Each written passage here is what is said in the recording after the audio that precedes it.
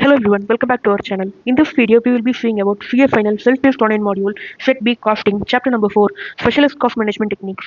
This will be a theory session. We will be covering all the theory part in this chapter and all the theory questions in this chapter in this video. I have already uploaded all the practical sums in this video as a separate video. It is either uploaded as a separate chapter also, and then I have uploaded it as a marathon video also, covering all the sums in Set B. In the entire Set B, all the sums will be covered. The video duration will be 12 hours, so you can either watch those two videos and understand the practical part. Here we will be covering only the theory part. Now, when you see this chapter, we have the concepts of cost control, cost reduction, target costing, life cycle costing, throughput accounting, theory of constraints, and then environmental management accounting. Now we can move to the first concept called cost control. Here, when you see cost control, the main thing is for increasing the profit, what we can do in a company, we can either increase the sales or we have to reduce the cost. We have to control the cost. So that is the first topic, cost control. Cost control, in the name itself, we will be controlling the cost. We will be pushing the cost below a certain level. We will have to push it and keep it contained. We have to maintain it below a certain level. We are pushing it and maintaining it. If we stop pushing it, it will rise to a higher level. So we are pushing it. So we are doing it in a temporary manner. If we stop pushing it, it will rise to a higher level. We are pushing it because we have to control the cost. So we will have a target, we will set the target cost, and then we will try to keep the cost below the certain level. We will do continuous comparison between the actual cost and then the target which we set. That cost we will compare, and then we will control it below a certain level. As we already saw, it is temporary, and then we should try to maintain it below a certain level. That level is the target. That level, the target may be decided by external purpose or internal purpose. External means it will be taken from industry best practices. Like that, we will decide the target. But when you are seeing internal, we will use standard costing mechanism or budgetary control mechanism. By using these two benchmark, we will keep the cost below a certain level. This is the meaning of cost control. We will not be changing any value added activity. We will not be eliminating any activity and all. We will be just trying to keep the cost below a certain level. Then for cost control, what should be a prerequisite? What should be already available to implement the cost control? There should be a person who is responsible for the cost. For example, raw material purchase, raw material price, the purchase manager will be responsible. Then you can work with him and try to reduce the purchase cost. If there is no person responsible, you cannot give our responsibility to him. And then agreed plan. There should be a plan for reducing the cost, controlling the cost. Motivation. We should give motivation to the employees for controlling the cost. It may be either financial or non-financial. You can give incentive, bonus, etc. for doing that. Timely and efficient reporting. You should get proper reports from the people who are responsible for controlling the cost. You should also give recommendation what are all the areas which need improvement, and then that improvement it should be done action. Action should be done on the weak spot. Only then it will be covered. And then there should be an effective system of follow-up, whether they have actually followed the recommendation and made improvement or not. That we have to check. This is the concept of cost control. Temporary cost control. You have to give a motivation to the employees and all, and then you have to do it. Now, the next topic is cost reduction. Cost reduction, as in the name itself, we will be reducing the cost. We will not control it. We will not push it below a certain level. We will permanently reduce the cost. So, cost reduction is permanent, but cost control, it is temporary. It is a real and permanent reduction in unit cost. Unit cost means per unit cost. We will be targeting the per unit cost in cost reduction. How we will do it? We will reduce the cost through economics. Economics means standardization of product or component. Meaning that, for example, we are a car manufacturer. We are making a large variety of models. Each model, it will be a different car. And then we can purchase the door handles for all the models of cars from a single supplier.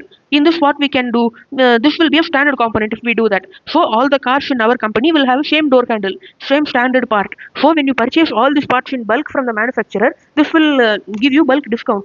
So when you come to a per unit basis also, the car cost will be reducing. So like that you can do a standard component, or else you can do savings in cost. You can see what are all the activities done for every function in the company, and then you can see where we can reduce the cost, where we can reduce the activity, and what is unnecessarily being done in the company. Like that you can analyze and do savings in cost for manufacturing administration. Like that you can analyze each and everything and reduce it. The main goal is to reduce the cost till the optimal level. The most advantageous level, you have to reduce the cost till that. You have to take the cost to that level below which it will not be possible to manufacture the product. How much it is possible to reduce, that much you have to reduce. It should be permanent. Now, you have to keep a cost reduction team for that. They should be working for the same purpose throughout the year. Every day they will be working for cost reduction only. You should take cost to benefit approach to a cost reduction program. If you are reducing a cost, you have to see alternative. What we can do for reducing the cost? There will be various alternatives. We have to select the alternative which gives us most return. And then the changes are permanent. So we have to keep change management also.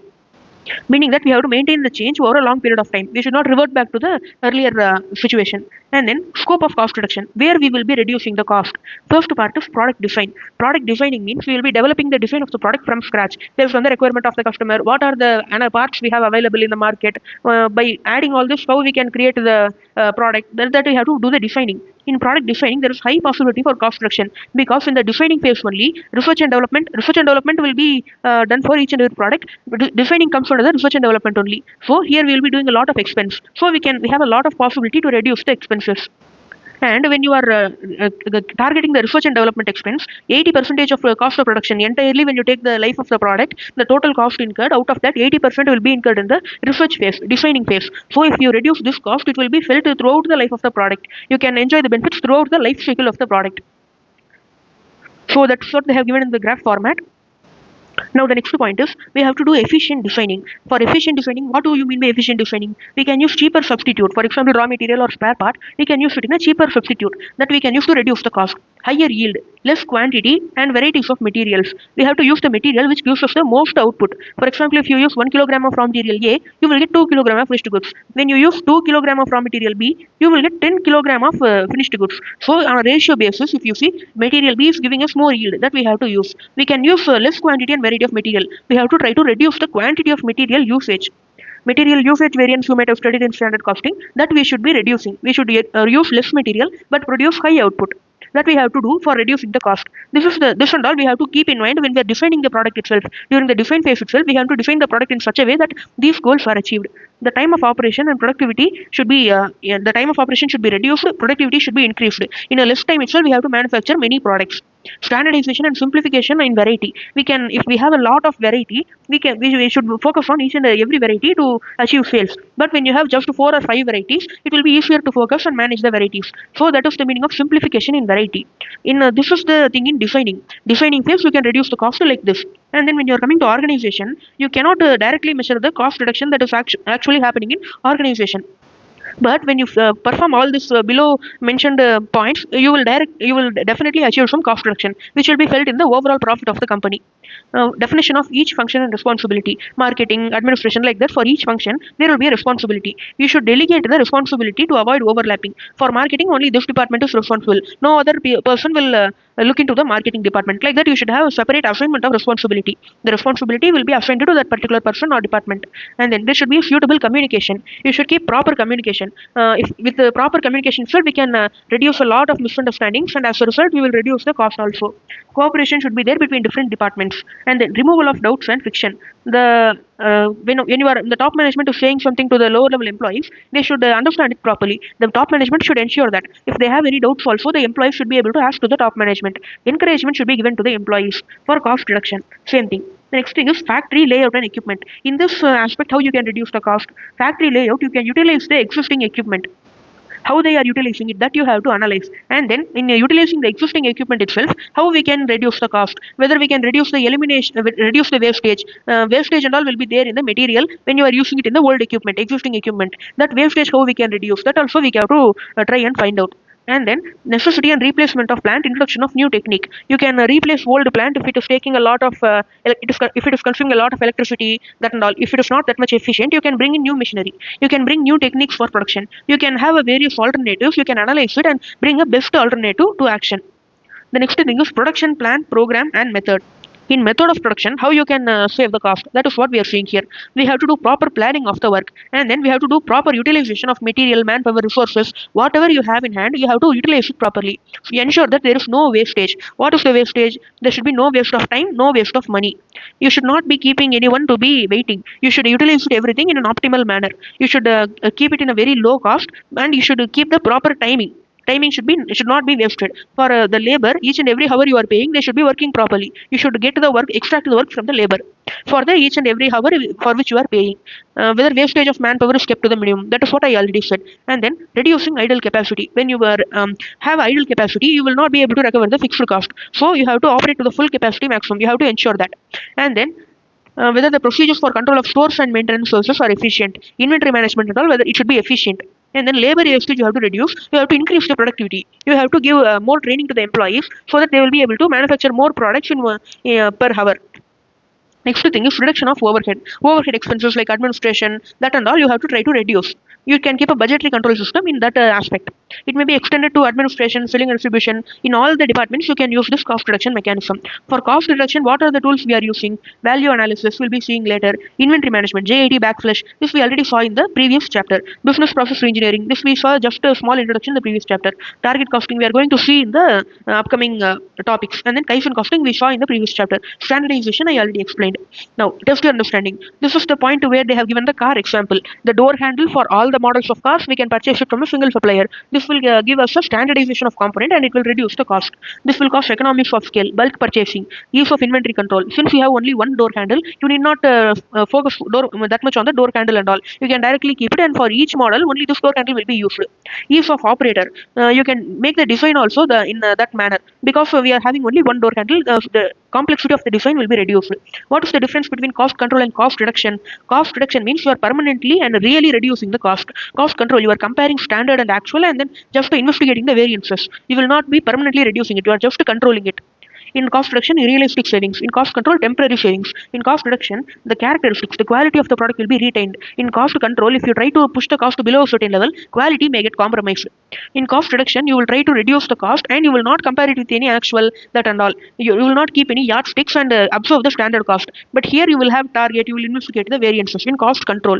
And then in cost reduction, it is a continuous process. It will be carried on every day. You will have a cost reduction team. They will be working 24/7 on cost reduction only.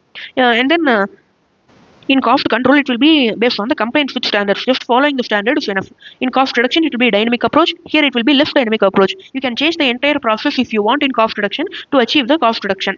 And then in cost reduction, you can apply to all areas of the business. But cost control you can do only in certain component. And then in cost reduction, you will be mostly thinking about the future cost. Even if you buy a new machinery today, it will give savings in cost over the lifetime of the product. But here in cost control, you will be focusing only on the past track record and then the present cost incurred.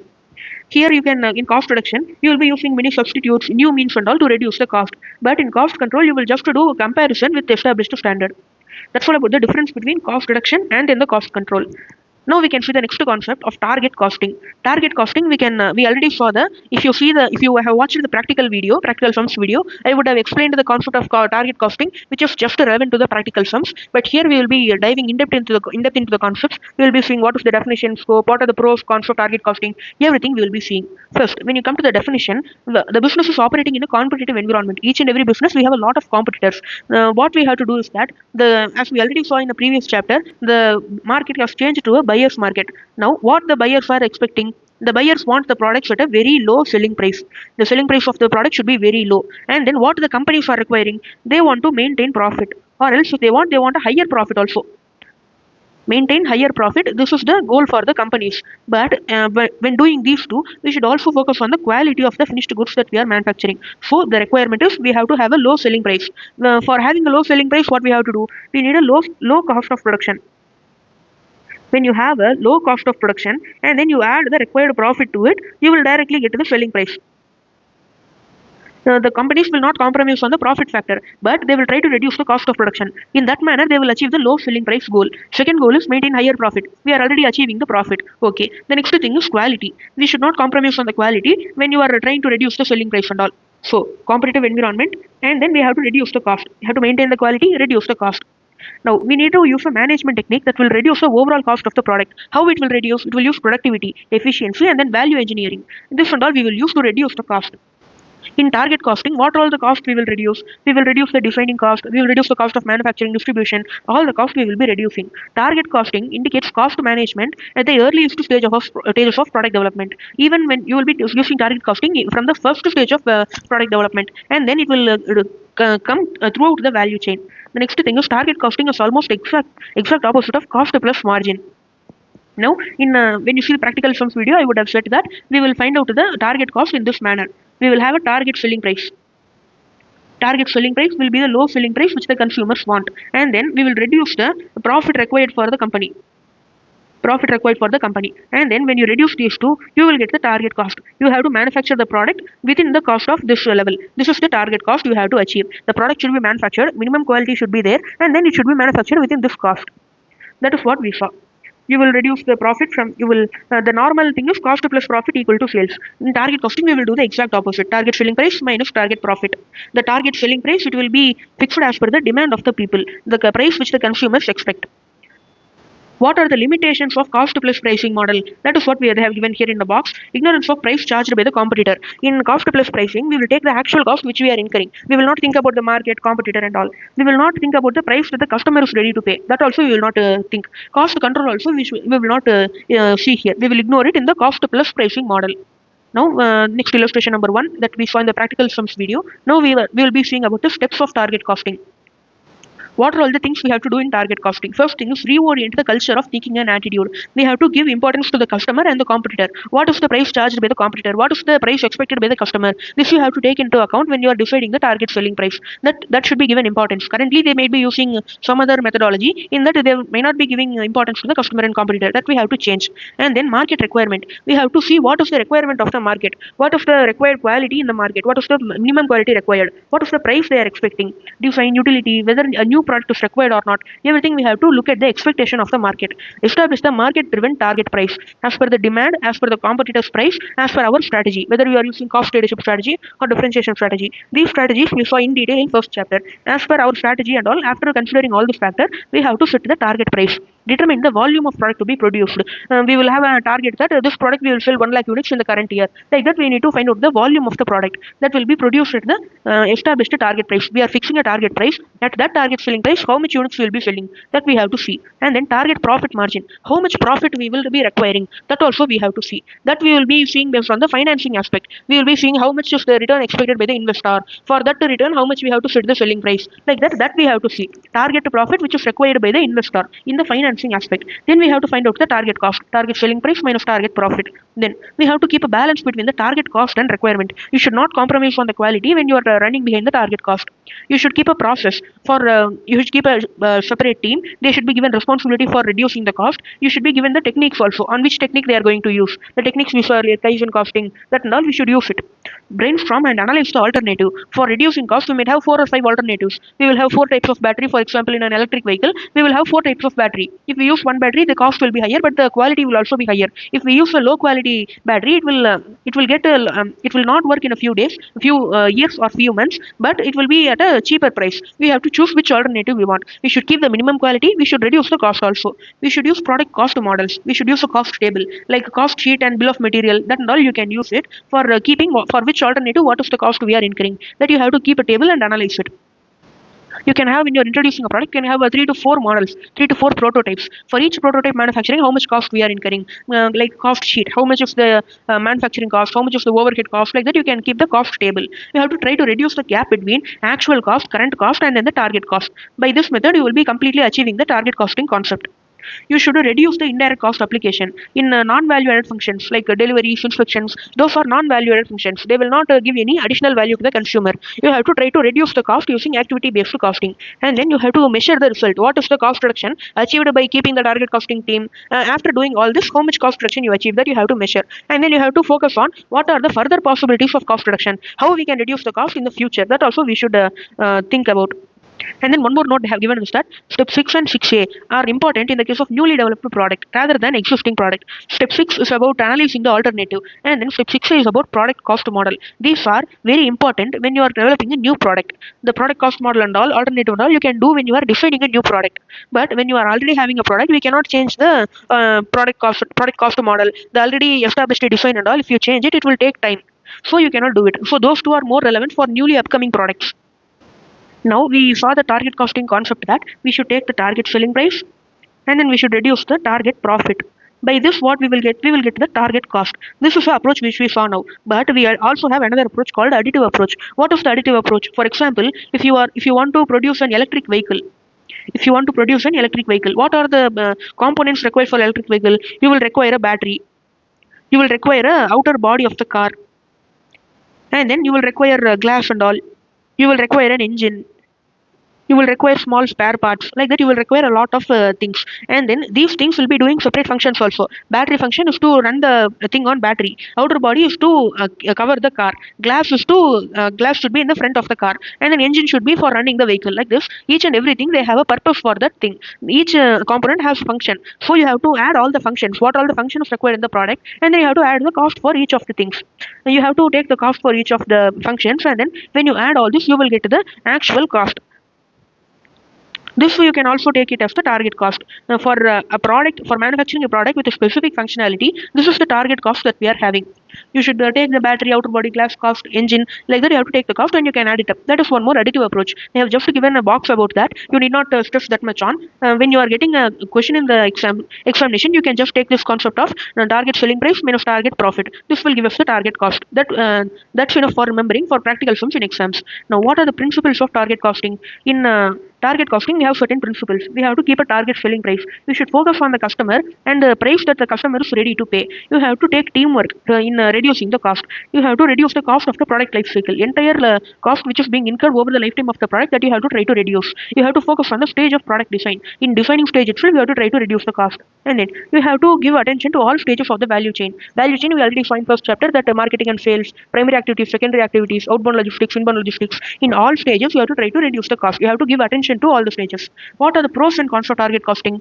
In target costing, it will give a commitment to give innovation. If you want to reduce the cost, you are continuously thinking about it. You will come up with a new way to manufacture the product with a low cost. That is called innovation. You can also use manufacturing strategies which will give cost savings to the company. You will have a proactive approach. You will not react after the competitor reduces his price. You will be already working on cost reduction in the background. When the competitor reduces the selling price, we can also reduce the selling price because we have already reduced the cost of production.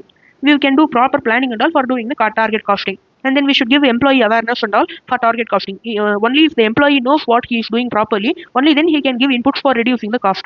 We will encourage the adoption of value-added activities. We will eliminate the non-value-added activities. It will enhance the product life by reducing the time to market. In the designing stage itself, if you do proper planning and do all the proper target costing, you can quickly launch the product. And then when you quickly launch the product before the competitor itself, you will get more sales. And then market-driven approach towards cost. You are taking the cost. You are not taking the actual cost which you are incurring. You are not imposing it on the customer. You are taking the selling price which the customer is ready to pay. Based on that, you are creating the target cost. So you have to give a trade-off. You should maintain the functionality, but you should give it a low selling price also. So that are the advantage of target costing. What are the disadvantage? There may be some disadvantage which is about the number of design iterations. If you want to have a product design which is coming at a very low cost, you have to give time for the design engineers. Engineers who are working in the background to develop the new product design, you should give time to them. But when you want to quickly launch the product, you cannot you cannot give that much time to the designing phase itself. So the time is a constraint here. The target costing managers will require the design to be prepared quickly, but the design engineers will take time to reduce the cost. So if you give more time to such designs, we can definitely reduce the cost. But that much time we are not having in actual reality, and then it can result in finger pointing. People will not take responsibility for the cost. Sometimes they will say that person is responsible for this cost. When you go to that person, he will say that transportation company is charging this much. When you go to the transportation company, they will say that in the market they are charging this much. Like that, it will result in finger pointing. You cannot find out the root cause of extra expenditure in some cases. And then, for example, industrial engineering staff, they will not be happy when you are completely transforming the production layout because of reduction in cost. If you want to reduce the cost, you are trying to change the factory layout. This factory layout was very precisely engineered by engineers who were working in the background for a lot of months. After that, they prepared this layout. But suddenly, if you want to reduce the cost, how we can suddenly change the layout? That will not be proper. And then, when you are preparing a target costing, you want a lowest cost, but the design will not be proper. It will not be giving that much quality. It will not be durable. So the design engineers will not agree to the lowest cost design. So because that will not have that much quality. And then there will be some people who are stubborn. They will not try to reduce the cost. They will just tell that this much is the cost possible, this much is the cost reduction possible, that much we have done. They will not compromise on specific features for the product. Some people in design team, they will think that this feature must be compulsorily placed in the product. Then only the user will be happy. But because of that feature, it may have a higher cost. The design team will not compromise on the quality. This will be a difficult thing to reach a consensus during target costing, and then this will reduce the quality of the product. When you are running behind cost too much, it will definitely reduce the quality of the product. Even if you say on the words that it will not compromise on the quality, definitely in some back end it is reducing the quality of the product. Now that's all about the disadvantage of target costing. If you want to balance this advantage and disadvantage, you need a good team leader. Now we have a case scenario here. Here they have given about the strategy of the company. A company is manufacturing bikes and they have given a situation and they are asking which strategy is being followed by the company. Here, if you can see the company, they have given a story here. When you read the entire story, you can understand that the company is trying to prepare a strategy of cost leadership. They're trying to follow low cost strategy, and then they have specified various problems in the story. And then for each of the problems, what is the solution? That is what they're asking in the second subdivision. For a target price, what is the solution? Environmental issues, how we can solve it? Like that, they have given solution here. You can easily understand it when you are reading it. So I'm going to the next thing. Impact of target costing on profitability. When you use target costing, profit will be greatly increased because you are reducing the cost from the current level to the target cost. So it will have a positive impact. It will continuously emphasize on product cost throughout the life cycle. You will be having a team, they will be working on it 24/7. So throughout the life cycle, in each and every phase, you will be reducing the cost step by step. You will have the precise targeting of correct prices. Since the target selling price is based on the customer demand in the market, it will be very customer oriented. It will be close to the customer. Whatever the customer is ready to pay, that will be the price of the product. The existing product lines, if you have some existing products and then the competitors are waging a price war on your company, they are reducing the price of the product to a very low level and they are compelling you to reduce the price, so you can use this target costing to reduce the cost, and then thereby you are reducing the selling price. And then you can use best management accounting methods for calculating the profitability and all. Now, most useful situation for target costing. What are the most useful situation? When where a substantial amount of product cost are committed in the product design phase. When you are doing more on the design phase, you can decide in the research and development design phase itself what are the raw material we have to use, what are the labor we have to use, how we can reduce the cost in each and every step of the manufacturing, how we can reduce the overhead cost. Everything will be pre-planned and decided in the design stage itself. So it will be very useful here. You will in services environment, but on the contrary, when you have a services environment, what will be happening is that there will be a design team, but they will be more inclined towards, they will be working more in the field of streamlining the activities. In services, we will not be manufacturing any product. We will be giving services to the customer, and the most important people are the employees. They will be trying to streamlining the activities performed by the employees, and then that will be the main work of the design team in the services environment. So there you cannot use target costing that much in the design phase.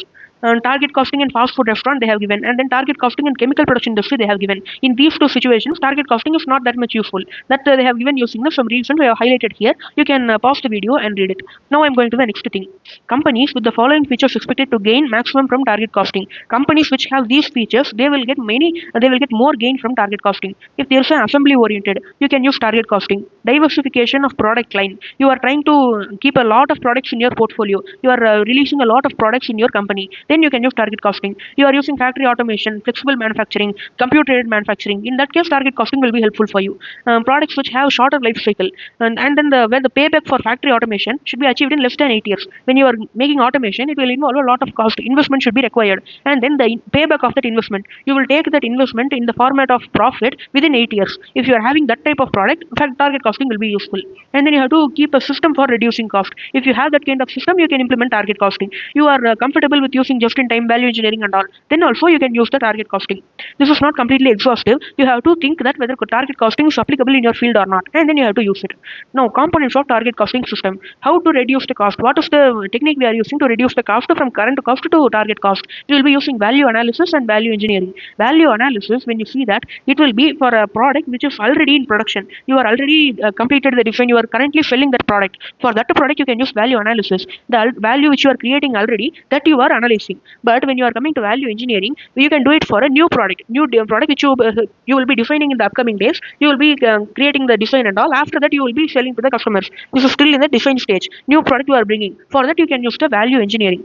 Value analysis is a scientific approach for the material composition and then the production design. You will see the material, what all the raw material used, and in the production design, you will see that, and you will not try to reduce the value of the product. The value of the product should remain the same, but you have to reduce the cost. That is the objective in value analysis. But in value engineering, it is for new products. You will try to reduce the cost before the actual production itself. Still, you are in the design phase only. Here itself, you will reduce the cost. So you understood that value analysis is for an existing product, value engineering is for a new product. Now, they have given 8 questions. We can see it one by one. Can we eliminate functions from the production process? In production process, if you see in a factory, it will be a step-by-step procedure for manufacturing the product. You can see what are all the activities which are not required in the process and eliminate them. By eliminating that, you can reduce the cost. So you have to try to reduce the non-value-added activities. But originally, when they were adding that activities in the production process, there would be a reason for doing that. You should not hamper with the quality of the product. But when you are trying trying to reduce the activities. You should focus on the quality and then the actual thing that is happening with the product, whether it is working properly even after eliminating the activity that you have to check.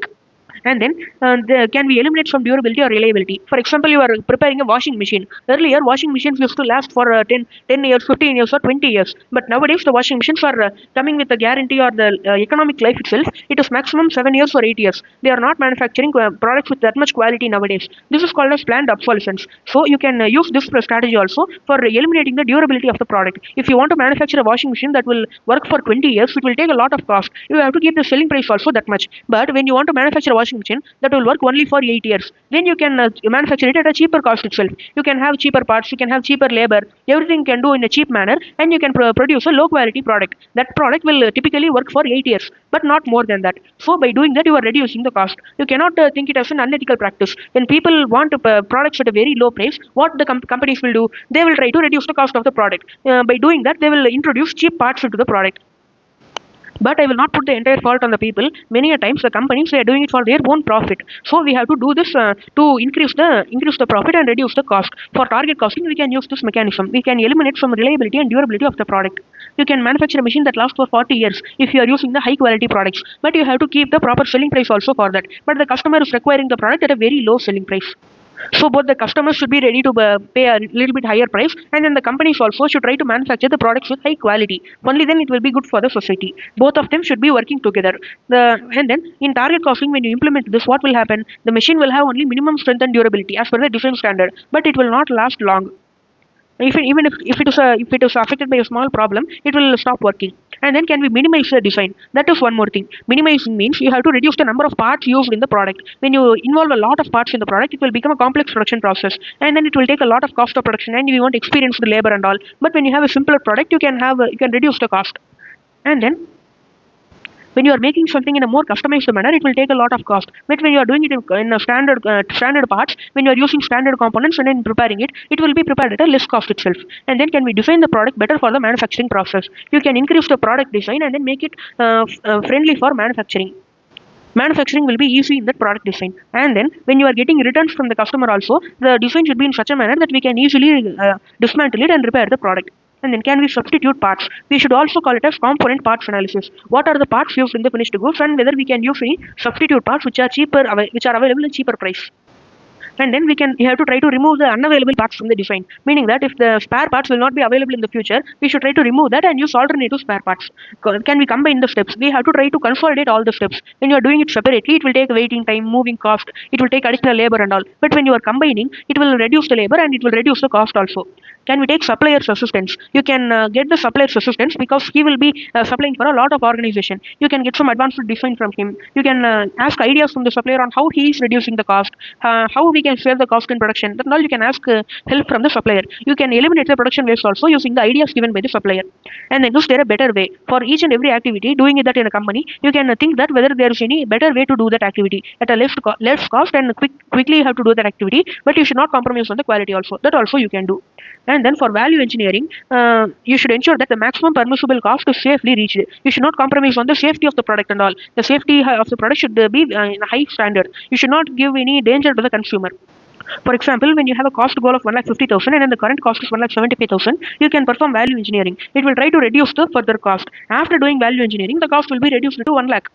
Initially, your goal was to try to reduce the cost to 1,50,000 only, but you found out a lot of non-valuable activities and then you eliminated them. As a result, you got the cost reduced to 1 lakh. So you are getting a profit only. Even if the cost is reduced by a little bit manner, it is a profit for the company. Now the next thing is initial value engineering may not uncover all possible cost savings. When you do value engineering a single time, it will not give that much cost savings. When you are doing it in a continuous manner by allocating a separate team to it and giving resources to it, they will uncover more opportunities for reducing the cost. You can repeat the value engineering steps. You can refine the product cost. You can do multiple times value engineering to reduce the cost. Even if you are getting small cost reduction in each and every time when you are performing the value engineering, all the cost reduction or cost savings will be resulting in the profit for the company. Now we have to see about the type of cost reduction program. For example, here in the same situation, if you see, we have to reduce the cost by 25,000. This 25,000, how you can see is that this total cost reduction goal, 25,000 should be reduced. That 25,000 you are allocating it to the major components that are used in the manufacturing. So for each component, you have to reduce this much cost by using cheaper substitutes, or you can use less labor. You have to do something and reduce the cost. That is one method. The second method is that you can allocate the cost reduction to the features of the new product design. This will delay the production design development process. You have to tell in the design phase itself for new product, for this feature you have to reduce this much cost. For the battery you have to reduce this much cost. For the engine you have to reduce this much cost. Like that you can give the cost reduction goal to the each and every features. And when the design team tries to manufacture, create the product design for that particular target cost, it will take time to do that. But it will give a lower cost. It will give a much lower cost. When the design team is trying to reduce the cost, they will know how to keep the functionality along with the reduction of cost. So it will give us more reduction of cost. And then for implementing target costing and all, we will require cooperation of all the value chain members. The supplier should be ready to give the raw material at a low price. That and all should be there. And then why we are doing this is that we can reduce the cost. We will get long-term benefits from that. And then we can also give any incentive to the supplier also because of the profit we achieved in target costing. All the things which we discussed, they are exactly opposite to the traditional costing approach. In the traditional costing approach, we will not think about the customer, competitor, supplier and all. We will just see what is our actual cost. We will prepare a cost statement based on that. That's all about the concept of target costing. We saw all the things about target costing here.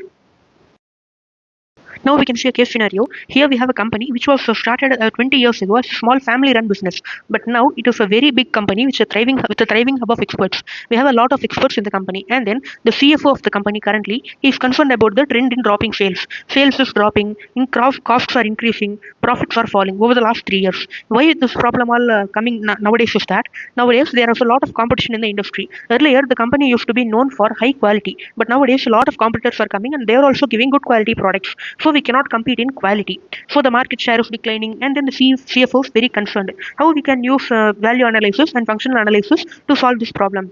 Now, what is value analysis? Eliminating non-valid activities, and then you should also focus on not reducing the value provided to the customer. The value which is provided to the customer, that should not reduce, but we should eliminate the non-value-added activities and reduce the cost.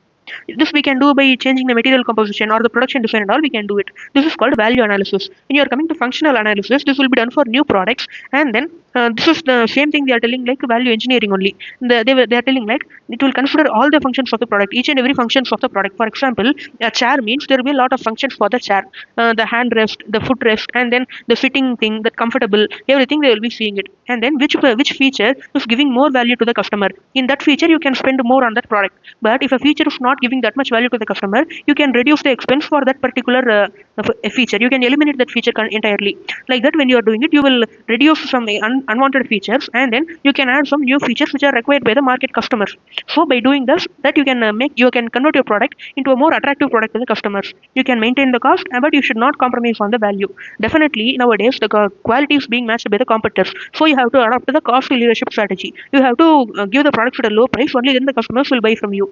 So you have to do this value engineering and functional analysis and value analysis to reduce the cost. Here they are also saying that value analysis is more suitable here because the people are buying chair for usage value. They are not having any emotional value and all to the chair. So they can use value analysis, which will be more appropriate. That's all about this case scenario. Now the next concept which we are going to see is life cycle costing. Now, life cycle costing is largely connected with product environment. It will not be that much of a usage in the service environment.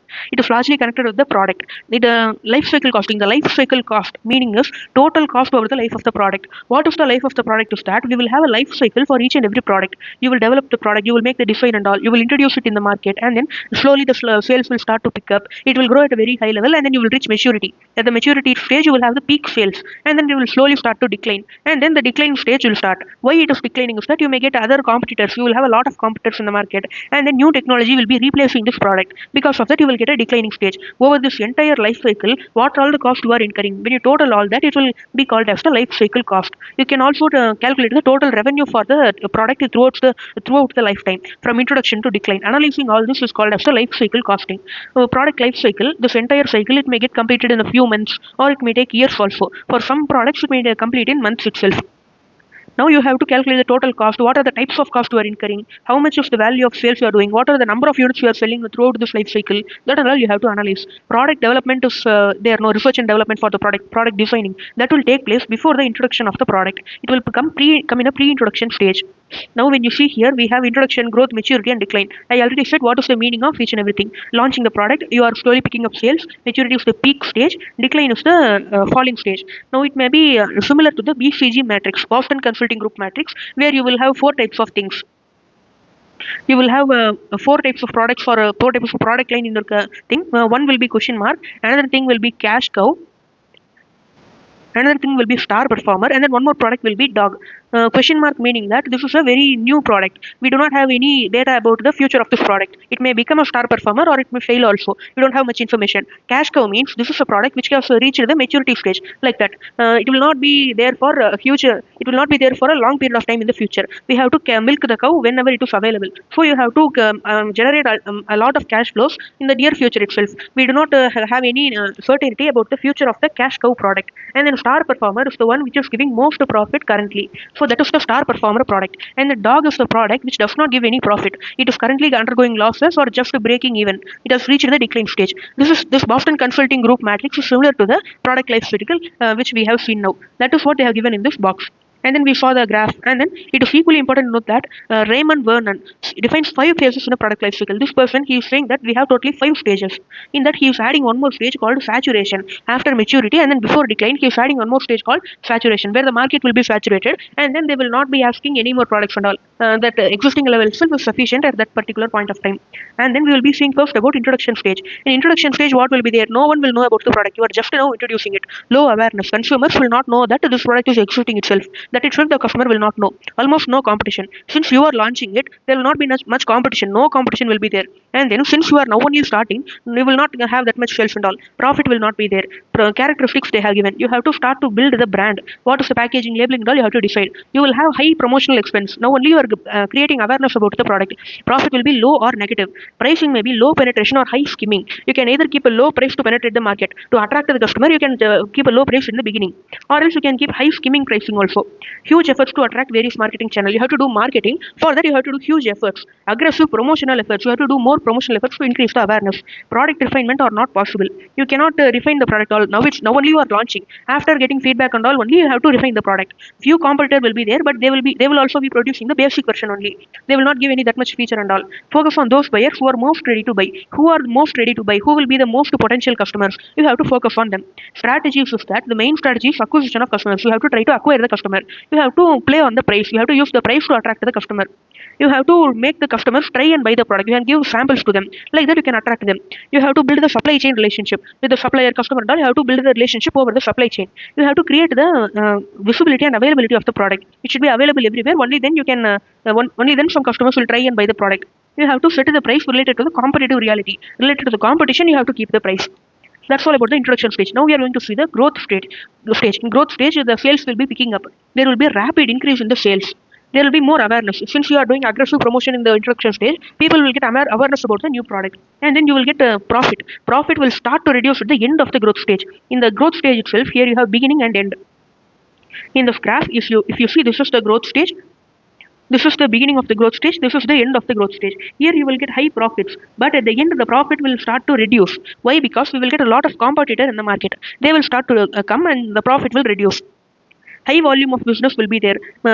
More units will be sold in the market. Sales will increase at an increased rate in the early growth stage. In the early growth stage, sales will increase. And then new channels to handle additional volumes and new market. You will be selling the product in new markets and then new channels also, new marketing channels also you will discover. Shift of emphasis from product awareness to product convention. From product awareness, you have to convince the customer to buy your product. Overall strategy for trade-off between high profit and high market share. You can have two strategies here. First strategy is you can keep high selling price and then you can earn high profits. Or else when you are giving in a cheap price, many people will buy and you can have a high market share. You have to choose any one of them. And then improving or adding the features for strategic lowering of the prices. You can add more feature or reduce the price. Same promotional spending or slightly higher. You can do same promotion or you can do higher promotion. Educating the market is the main goal. You have to educate the entire market about your product. What is the extra feature you are giving that you have to educate. Length of the growth stage varies according to the nature of the product. Growth stage may be quickly completed or it may take a long period of time to end. That also you have to keep in mind. Strategy. You have to create a brand identity. You are starting to create a brand in the introduction stage. Here you have to establish the brand. You have to maintain control over the quality. You have to give quality product to satisfy the customer. Maximize availability of the product. You should make the product available in all the places. Only then you can compete with the competitor. And then you have to balance the price and demand. Price will be high, the demand will be low. When the price is low, demand will be high. That you have to balance. In the introduction stage, you acquire the customer. Now those customer you have to retain, and then you have to keep product quality same, customer retention, price adjustment, building brand. These are the main strategy you have to follow. You have to develop long-term relationship with supplier, customer, and all. Value-based pricing you can do. What is the value you are providing? Related to that, you can keep the price. You have to leverage the perceived differential advantages. What is the perception of the customer about our product? That you have to see, and you can make advantage out of that. And then the third stage is maturity stage. Here, what will happen? Sales will increase, but at a decreasing rate. The sales will increase at a slow rate. Sales will increase slowly. The profit will decrease. There will be high competition. Here we have the peak stage. Here we have the peak level of competition also. There will be overcapacity in this industry. There will be a lot of suppliers. Even you are comparing to the customers, suppliers will be high. Intensified competition, and then population growth and replacement demand govern future sales. Here, what is the problem? Population growth and replacement demand. How you will get new customers is that you will get new population, new people will come, and those people will buy. That is one type of demand. Second demand is replacement demand. People already who bought your product, they should come for replacement. Their product should stop working. It should be at the end of their life, the product which they purchased, and then they have to come for replacing the product to you. That will be the main factors for increasing sales in the future. Some laggard buyers still enter the market. At this stage, people will switch to other competitors, but some people they will be coming late. They will be now only trying the product. They will come to they will enter the market. Profit will start to decline. Sales will increase slowly, but the profit will start to decline because you have to do aggressive promotion and all. When you have to compete with a lot of competition, so profit will start to decline. No new distribution channel. You have used all the distribution channel. Now there is nothing left. Customer will start moving to other substitutes and all. You have to do strong marketing if you want to maintain the market, because the customers are already going out. High R&D budget. You have to do high research and development to develop a new product, or to replace the existing product, or to add new functionalities to the existing product. You have to do strong marketing efforts. Main focus is on marketing and selling the more to the customer. This is like the cash cow stage. You are not certain about the future, how much time this is going to last, that you don't know. So you have to milk all the profits now itself, marketing and selling more, and then you can reduce the price and gain more market share, or you can improve the features to attract the customer. Now the next stage is decline stage. Here the demand will disappear. You will get low demand. People will move towards new technology. All the people will not buy your product now. They will purchase the new technology only. Substitutes will be available. Cheaper substitutes will be made. For the same function will be performed by another product. It will be a cheaper substitute. This is the last stage. What are the characteristics? Sales will drop to zero, or there will be only low sales. Sales will decline for a number of reasons. Technology, customer taste preference, everything will change and reduce your sales. Profit will start declining and it will become negative. Number of organizations opposing the product will drop, meaning that the competitors also will move to the other industry. They will stop producing this product and they will move towards the next technology. What is the strategy? You have to find new uses for the product. The customers will stop purchasing the product because they are moving towards new technology. You have to find out a new purpose of usage for the same product, or else you can discontinue the product, and then you can also move to the next technology. You can launch a new product to replace it. You can launch a new model which is as per the new technology, which is replacing the current product. That you can do. That's all about the life cycle costing. We saw all the life stages here. The same thing they have given in a summary format here. Strategies also, we saw the strategies in each and every stage of life cycle. Same thing they have given in a summary format in a table summarizing all the strategies. Now they have given practical insight. Maruti 800, that car we all know. That car, how it faced through all the stages of product life cycle, that they have given. Another thing, example, test your understanding. Same thing they have told that it is similar to the Boston Consulting Group matrix, which contains question mark, star, cash cow, and dog. That we have already discussed. Next thing is characteristics of product life cycle. In the product life cycle, it will have finite lives. Either it will be in months or in years, but it will be finite. It will complete at some point. It will be varying speed. For some product, maturity stage will be for a longer period. For some product, maturity stage will come quickly. That all it will be different speed. And then they will follow predictable courses. This graph we saw, right? It will come in introduction, growth, maturity, and then decline. That graph, it will be predictable. We can predict it easily. And then average cost and profit per unit vary. In each of the in each of the 4 stages, we will have different profit per unit and cost per unit. We can do different strategies in each of the different stages. We will have different threat and different opportunity in each stages. In one stage, we have to bring awareness to the market. In one stage, we have to do more aggressive promotion. In one stage, we have to discontinue the product. We have to make more strategies differently for each phase. We have to do different functional emphasis for the products. In each stage, we have to do research and development emphasis in the development stage. For example, when you are in the maturity stage, you have to do research and development. Here, if you see in the maturity stage, we have to have high R&D budgets. We have to give more importance to certain factors at each of the stages. Finding new uses or product extension or new users, market extension. In the decline stage, we saw that we need to find a new usage for the existing product, or else we have to find new people for using it. That we have to do in the decline stage. This will extend the life cycle of the product to some extent. When you are coming to the benefits of product life cycle costing, we can know about the stage of the product, and then we can make proper strategies. We can predict the pattern and use it to our advantage. and then we can do realistic assessment of revenue. Based on this, we can see how much revenue we will get. Like in maturity stage, we will get peak revenue. In introduction stage, we will get low revenue. In decline stage, the revenue will be minimal. That all we can predict. It will be in a long-term rewarding manner. We can plan for the future more appropriately. And then we have to calculate the total incremental cost over the lifespan of the product. By using this methodology, product life cycle methodology, we can take that this much marketing cost will be incurred in this stage. When you are going to the growth stage, you have to do more marketing. So more marketing cost will be incurred. Like that, you can make a planning. Long-term picture of the product profitability, the profitability of the particular product, how much you will get over the lifetime, that you can predict. You can control the manufacturing cost. This manufacturing cost also you can try to reduce it when you are coming to the maturity stage. Like that, you can make certain strategies. You can trace the research and design development cost. In each of the stage, before the introduction, you will do the design. You will incur the design cost. Like this, you can develop for each and every product how much you are incurring the research and development cost, that you can calculate and you can use it for analysis. Now, in test your understanding, they have told that value engineering should be done at the design stage to keep the cost as low as possible. And then we have to quickly launch the product. Otherwise, other competitors will come and we will be late. And then maximize the life cycle of the product. We have to try to keep the growth stage in the maximum period so that we will get more profit in the growth stage. How we will be using the product life cycle is that we can use it in a planning tool for deciding the type of strategy, or a control tool, how to measure the profitability that you can use, or as a forecasting tool, how to predict the future, what will be the sales revenue in the next year, whether we are in the maturity stage or decline stage, that we can use it as a forecasting tool.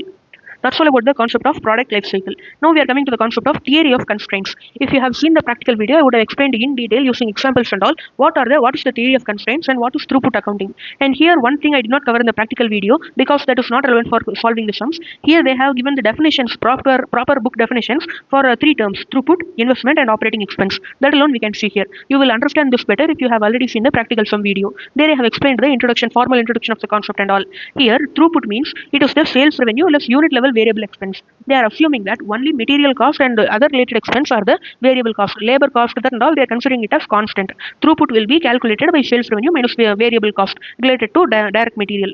Direct labor cost, they are thinking it as a fixed unit level cost. It has not been included in the variable cost. And what is investment? They are telling that fixed assets, equipment, furniture, that and all will be coming under investment. These are the costs required for turning the material into throughput. For converting direct material into throughput, this investment you have to do. Operating expense, direct labor, other operating expense will be coming here.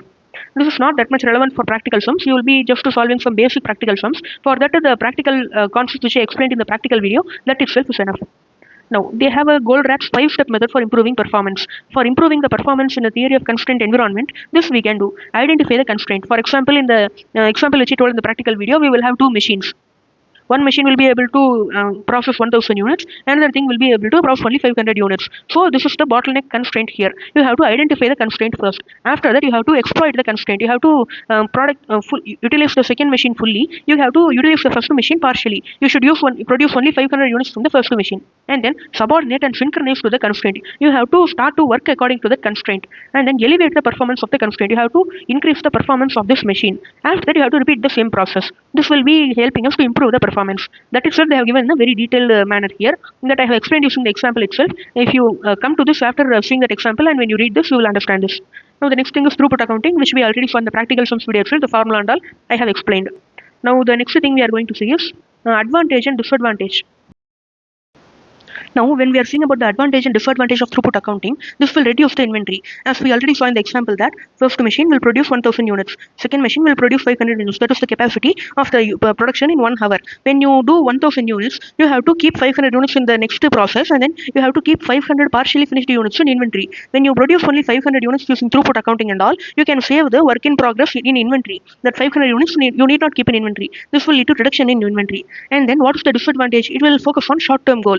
In advantage, we will have more productive machines, and then we can reduce the lead time. It will be more flexible. It will be giving better customer service. You can also decide the proper product mix, which is giving us the most throughput, that will be manufacturing first. We can have a better customer relationship and all. But in disadvantages, it will be the main focus will be on increasing the sales and volume. You will not focus on the quality. That is what they are telling. And then it will lose the overall picture when looking at specific machine.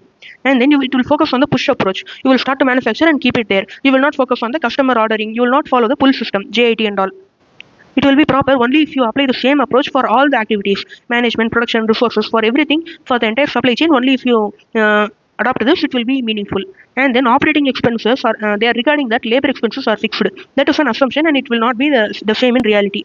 In conclusion, they are saying that it will be suitable for short term, but it will be a tool only. It is not an entire philosophy which you can follow always. That's all about the concept of throughput accounting and theory of constraints. Now, the last topic in this chapter is that environmental management accounting. Here, what they are saying is that when we are manufacturing a product, we are taking everything from the society, raw material, labor, everything we are taking from the society. We have to give something back to the society. We should not damage the environment. That is the main focus here. We have to include the environment factor also when we are creating accounting statements and all. This will be the main focus is environmental issues.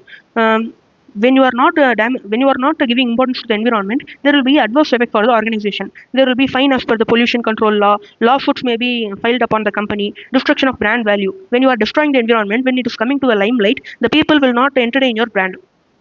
We have an oil spill which happened in 1989. It was called as the Exxon Valdez oil spill. The United Nations came forward to saying that the oil spill was a very unfortunate incident, and then we have to develop a commitment among the nations to avoid this kind of oil spill in the future. It was made as a protocol called the Montreal Protocol, the Rio Declaration, and then Kyoto Protocol. These kind of declarations were made for avoiding the oil spill in the future. This oil spill was a very unfortunate incident, and then it caused a great damage to the environment. So it became a very benchmark thing that we should avoid this kind of incidents in the future. Like this, it will be a very bad name for the company when you are doing the damage to the environment. And then environmental disclosures became a part of the financial report. In financial report also, we have different framework for which with which we can report based on the environment. How much damage we are doing to the environment, how we are compensating it, that we have to report in the financial reports. For that, we have different frameworks. We have given it here. And then for doing this only, we have the thing as management accounting. In that, we have the environmental management accounting. Now, what is EMA? In environmental management accounting, we have to collect and analyze the information relating to the environmental cost. What are the costs we are incurring related to the environment? That we have to see. We have to see the business impact, the financial impact, and also the environmental impact for each and every decision which we are taking in the organization. We have to try to control the cost of the environment. Whatever the damage we are doing to the environment, that we have to control. And then whatever the cost we are incurring for the environment, that also should be controlled. When we are taking a decision, we have to see what is the cost incurred by the environment, how much we are damaging the environment by manufacturing the product. That also we should include in the decision making. In environmental management accounting, we will be using monetary information, financial information, and then the physical information. How much liters of carbon gas emitted into the atmosphere, how much water we polluted in the river. That all we will be calculating and combining for management usage. Major areas of application, we will be using it in product pricing, budgeting, investment appraisal, calculating cost, and then savings of environmental projects for setting quantified performance targets. In companies and all, large companies, large industrial factories, they will have a target that we should reduce the carbon emission. The government law will be prohibiting that. Like that, we will be having some regulation limits. This much should be the pollutant we are doing in the river. We are releasing into the river. We have to we have to do water treatment before releasing it into the environment, releasing the contaminated water. That and all we have to do. And then they are asking how EMA, environmental management accounting, is gaining importance among organizations. Sometimes when you are operating in a very highly toxic area, like oil refinery and all, when you are operating, for avoiding damage to the environment itself, you have to do a lot of expense. You have to do the water treatment, you have to do air treatment and all before releasing it into the environment. For that, you have to spend more. And then regulatory requirement. Law also, it will require you to spend more for maintaining the environment. And then the companies will be held socially and environmentally responsible. People will be holding the companies responsible for the damage caused to them, damage caused by them to the environment. And then environmental information, we have physical information, how much harmful gases, like that. Monetary information, what is the cost we are incurring for the treatment of that gas. Physical flow of energy, water, material, that will come under the physical information. Waste and emission will also come under physical information. When you are taking the effects to control waste and emission, what is the cost incurred for that? That will come under environmental cost, monetary information. When you are seeing environmental cost, what is the meaning and classification they are saying here? Environmental costs are the costs connected with actual or potential deterioration of natural assets. For the natural resources, if you are doing any damage, for reversing that or for connected to that, what are all the costs we are incurring? That is the meaning of environmental cost. Now, the first type of classification for environmental cost is that generic classification. We can generically classify it into internal cost and external cost. Internal cost meaning that it will not have any impact on the society and all. It will be paid by the company, and then it will be having an impact on the income statement of the company. For example, waste disposal cost, avoid violation. For avoiding violation, we will be following the law. For that, we will be spending some cost.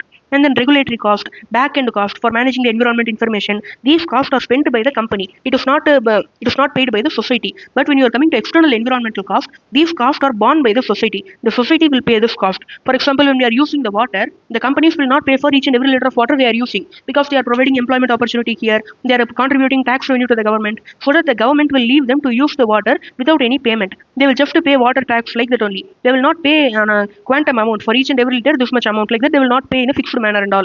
That will be a cost borne by the society. The water belongs to the society that is being used by the company. Emission of carbon and change in the climate. This is an adverse impact of the manufacturing in factories. Cost of healthcare. When you have a factory near and it is emitting polluting gases, it will be affecting the health of the people living nearby. Soil erosion and forest degradation. When you are taking trees, you are cutting trees, it will cause soil erosion also. Temperature level, global warming also will happen. These are the costs borne by the society. These are the costs which are paid by the society. It is not being paid from the pocket of the company. So that is the difference between internal and external cost. Now we can see a relation between these two. When you are doing waste disposal, you will be incurring the cost from the pocket of the company. But because of this, we can save the environmental cost, external environmental cost, meaning that the society will enjoy good water and good air. They will not pay anything. They will not get a cost of healthcare, emission of carbon and all. They will not feel the temperature level rising and all, because we are disposing the waste at our factory itself. When you are incurring internal cost, we will save the external cost. But when you are not doing waste disposal and all, society will pay for it. So there is an inverse relation between these two. For example, harmful gases, if treated properly, it will cost the profit or loss of the company. We have to pay from it from the pocket of the company. If it is not treated, it will affect the environment. That will come under external cost. So this is a generic classification. They have given a practical insight which you can read it by yourself. And the next classification is US EPA, United States Environmental Protection Agency. They have divided it into 4 sections. First section is conventional cost, meaning that normally raw material, utility and all, it will be normally used in the company. These are the conventional cost. But when you can minimize the usage of raw material, you can reduce the usage of factories and all, you can work at optimum efficiency, and then you can reduce the usage. By doing that, you can save the raw material and all. By that also, you can contribute to the environment. That is the conventional cost. And then potentially hidden cost is the second thing. For example, here it will be we will be including overhead cost or R&D and all. This overhead for research and development cost, this will be generally classified as general overheads, and it will be allocated in some proportion. But this will be incurred for environment only, for how to tackle the environment, how to manufacture product by not damaging the environment. For that, they will be incurring some administration cost, overhead cost and all. That we will not include separately for environment. Those are called as potentially hidden cost. It will be hidden among the normal administrative overheads. Contingent cost, these will be incurred at some point in the future. We have to pay it, but in the future. Example, fine, legal expense. If you are not following the law, so in some time or the other, you have to pay the fine. Relationship and corporate image cost. When you are not following the rules and damaging the environment, you will be having a bad reputation in the market. Because of that, some people will not buy your product. You will have reduced sales. You will have intangible effects on the reputation of your company. That will be called as relationship and corporate image cost. They have given an example of corporate image cost. At a Deepwater Horizon rig, there was a blast. Because of that, 11 people were dead, and then it was a worst oil spill. So the company, British Petroleum was the company which was responsible for maintaining the oil rig. The entire responsibility for this blast was put on that company, because they were the one who did not maintain it properly. It costed the life of 11 people. So it was a very big reputation loss. And then when you are doing a malfunction in oil exploration, when you are extracting oil and then something wrong is happening in that, this incident will be told as a classic example. And then the next thing is third classification. We saw 2 types of classification. First classification is internal and external. Second classification is about conventional, potentially hidden, like that they are classifying in one manner. Third classification is given by Hansen and Mendoza. It was related to cost of quality. In second chapter, if you see, you will have cost of quality in 2 types. Cost of good quality, cost of poor quality. In cost of good quality, we will have prevention and appraisal. In cost of poor quality, we will have the external failure and internal failure. Same thing they have done here. Environmental prevention cost means what are the costs you are incurring for preventing the damage to environment. Example, pollution control equipment, feasibility studies, research and development. These will come under preventing the damage for the environment. So prevention cost. And then appraisal cost. You are complying with the environmental standards. You are following the rules and regulations for the environment which are created by the government. For that, what all costs you are incurring, inspection, testing, regulatory complaints, these will come under appraisal cost. Internal failure cost. You are producing the damage to the environment. You are creating pollutants, but you are finding it by your company itself, and then you are treating it. Waste disposal, recycling, scrap, this and all will come under internal failure. But when you are coming to external failure, these are the costs which are incurred after discharging the waste into the environment. This will have an adverse impact on the reputation of the company. Example, cleaning up contaminated soil, restoring the land. These are all the costs incurred after discharging the waste into the environment. Some companies are using balanced scorecard framework also for using the environmental cost strategy for allocating the environmental cost and all. Now we have another classification which is given by the United Nations Division for Sustainable Development. Here they are dividing it into two costs. One is the cost incurred to protect the environment, and then another thing is the cost of wasted material, labor, inefficiency in the production process. First one is the cost incurred to protect the environment. Second one, because of inefficiency you are incurring some cost. That will be coming under the second category. That's all given about the classification number 4. These are the total of 4 classifications given, and then the next topic is that EMA methodology related to the management of environmental cost. How to manage the cost? You have to identify what all the cost is there, and then allocate it to the products and the cost units. You have to control the cost. These are the 3 stages here. Identifying the cost. You have to identify the cost. Where you are incurring the cost. Generally, environment costs are hidden in general overheads. You have to see what is the general overhead, whether we are incurring for the environment or for the normal work. That you have to see. You have to see that environment cost is not a separate money flowing out of the organization. It is going when combined with all the normal activities. So identifying it is important for accounting.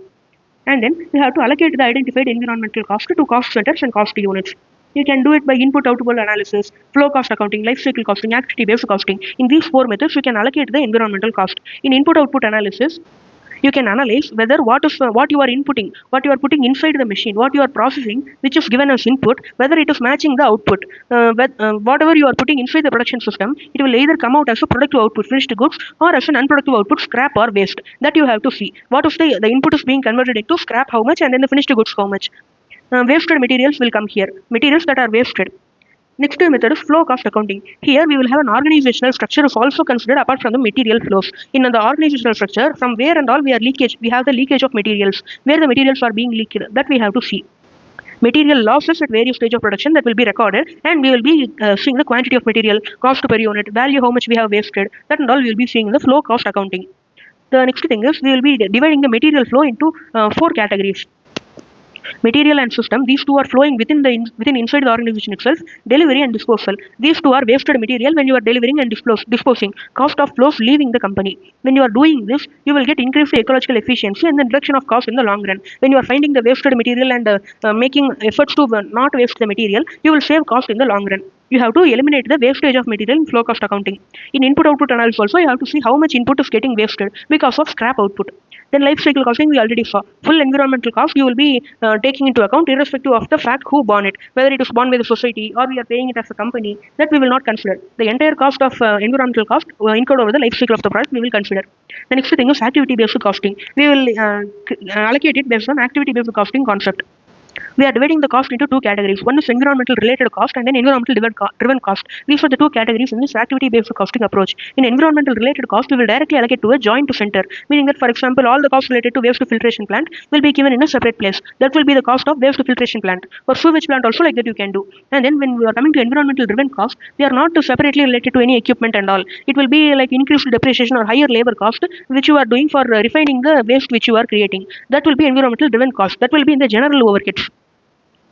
This cost which are hidden in the general overheads that you will be allocating to the products or services. You will separate it and you will allocate it to the products or services.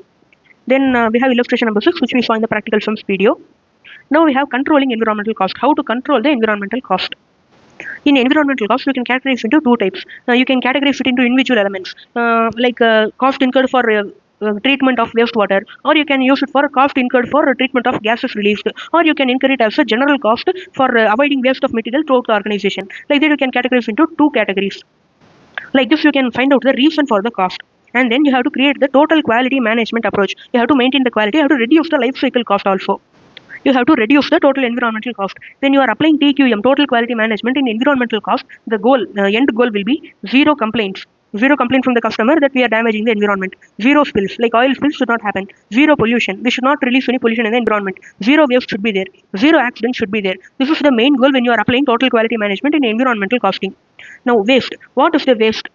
Waste meaning that how much material we are wasting in the production. We are comparing input material and output finished goods. For example, when you are using 100 kg material, but you are getting only 90 kg of finished goods. So, but actually during the production process, 1 kg of raw material should yield 1 kg of finished goods. So, here we are wasting 10 kg of material. Somehow it became scrap and we are wasting it. So, that material, that scrap and all, it will go into landfill, or we will burn it and we will eliminate the waste. So, that will be in a landfill and all, that will damage the environment. That thing we will be categorizing it as waste of material. Now the next thing is water. We have to buy the water. First we are buying the water and then we are and then we are using it in the production process. After usage, it will become contaminated, and then we will dispose it. For buy water, we will be incurring cost twice. First thing to buy, second thing to dispose it. And then when you are coming to energy cost can be reduced significantly. You can have a solar, like that you can implement renewable energy technology, and then you can reduce the energy cost. This will create opportunities for cost savings. You can reduce the inefficiency and waste of electricity and all. Like that you can reduce the energy cost. Transport and travel. You can optimize the travel. You can you can purchase materials directly from the supplier which is nearby to your factory. Like that you can do reduce the transport distance. You can reduce the fuel cost. Consumables and raw materials. These raw material usage and all also you can control by optimizing the production process. This you can use it in the decision making. Overhead cost, this will be allocated to the products. Because of that, this will make a difference in the pricing of the product. You will also reevaluate the profit of the product. Phasing out for certain products when the change is dramatic. If there is a very large environmental impact, you have to discontinue the product. Redesigning the process, you have to modify the process so that you don't get any large impact on the environment. Monitoring of environmental performance also you will be doing. Pros and cons of EMA. When using environmental management accounting, the advantage is that you will show this standards, what are all the standards you are following to the customer, and then he will be more inclined towards buying our product. He will also pay a premium price because he is having the feeling that he is not damaging the environment by purchasing the goods of our company. Cost reduction. You can when you are calculating the environmental cost, you have an opportunity to find out the reasons and reduce the cost. You can improve the image of the organization as a corporate citizen. Now the next thing is disadvantage. You have to comply with the legal and regulatory requirement for environment. It is an additional burden on the top management to implement it. They are already doing so many production analysis and all. This is an extra work for them. Cost of failure. When you are not following the regulations, rules and all, you will be having cost of internal failure and external failure. Like cleanup cost and fine violation will be imposed on the organization.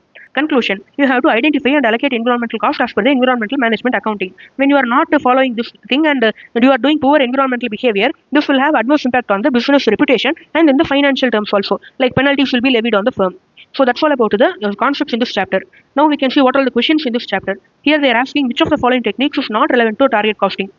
Here we saw that for target costing we have value engineering, value analysis, functional analysis also we saw. But variance analysis is not related to target costing. It will be coming under the cost controlling method. So this is the answer. Now this test knowledge case based MCQ I have solved in the practical sums marathon. You can go and check it out there. Now when you are seeing the test knowledge questions, everything is a practical sum only. But yeah, here 7th question we have about environmental management accounting. This is about the theory part. Now we can see the question.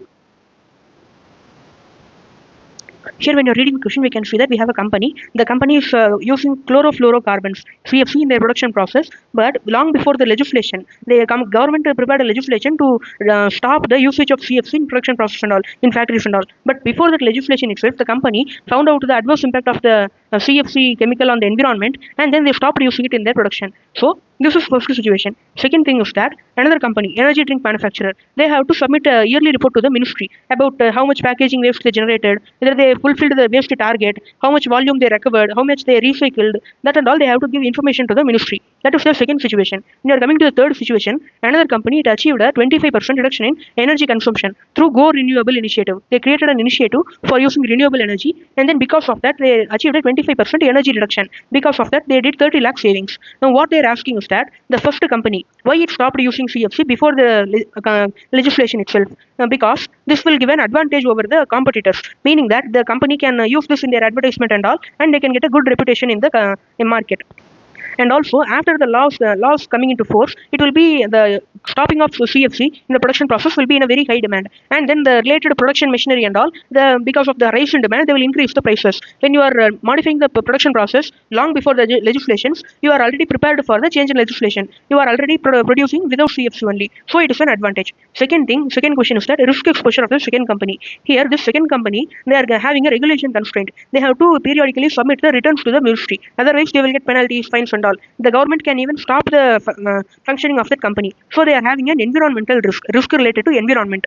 The third question is that how does focusing on environmental sustainability provides opportunity to the company for reducing cost? How they reduce the cost? That is what they are asking. When you are working towards the environment, you can find renewable energy sources which will give you cost savings, like given in the example situation. Or else you can, if you can, when you are trying to do that, you will also find a new method for doing the production without using the fuel and all. You can use renewable energy and do the production. Like that, you may find a new method. That new method, you can create a patent for it, and you can give it out to other companies. They will then pay the royalty for using that method. Like that also you can earn an additional income. Like that they have given a story. That also you have to see once. You can read the suggested answer in the study material once when you are reading this question. That's all. That's all. We have completed all the questions in this chapter. So all the theory concepts along with all the questions are covered. Now you are ready to go to the next chapter. So thank you for watching. If you liked this video, you can share this to your friends and subscribe to the channel so that you will get notifications of the upcoming videos which I am going to upload. So please consider sharing this to your friends and then subscribe to the channel. 90% of you who are watching, you are not subscribing to our channel. If you subscribe it will be very good. So thank you.